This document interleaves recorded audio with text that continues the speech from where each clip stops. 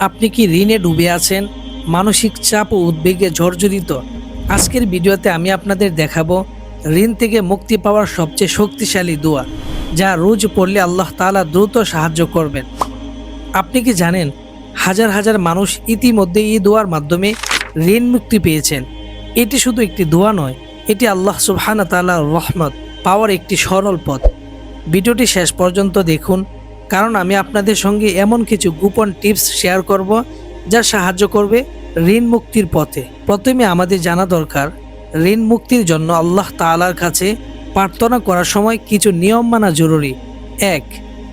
বিশুদ্ধ ঈমান এবং নিকট আত্মবিশ্বাসের সঙ্গে দোয়া করুন। ২.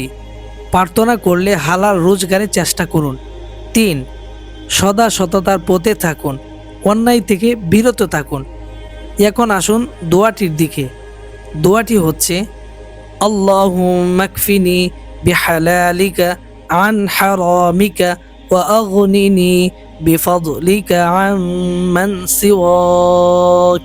বাংলা অর্থ, হে আল্লাহ, আমাকে আপনার হালাল দিয়ে হালাল রোজগার করুন এবং অন্য কারো উপর নির্ভর করতে না হয়ে আপনার ফজলে আমাকে সমৃদ্ধ করুন। এটি প্রতিদিন সকালে এবং রাতে পড়ুন, বিশেষ করে নামাজের পরে। আল্লাহ তাআলা আপনার প্রার্থনা শুনেন এবং ঋণ থেকে মুক্তি দেন। কোনো ঋণেই দীর্ঘস্থায়ী নয়, আল্লাহর উপর ভরসা রাখুন। আপনি চাইলে প্রতিদিন এই দোয়ার সাথে সৎ চেষ্টা ও হালাল রোজগার চালিয়ে যান।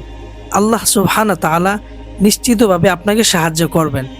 আপনার চারপাশের মানুষদেরও এই দোয়া শেয়ার করুন, হয়তো কেউ আজকে আপনার মতোই চাপের মধ্যে আছে। বন্ধুরা, আজকের দোয়া শুরু করুন, প্রতিদিন পড়ুন এবং আল্লাহর রহমতের অপেক্ষা করুন। ভিডিওটি যদি আপনার কাজে লাগে তাহলে লাইক দিন, শেয়ার করুন এবং আমাদের চ্যানেলটি সাবস্ক্রাইব করুন। আপনি কমেন্টে জানাতে পারেন আপনি কোন ঋণ থেকে মুক্তি চাচ্ছেন, আমরা আপনার জন্য দোয়া করব।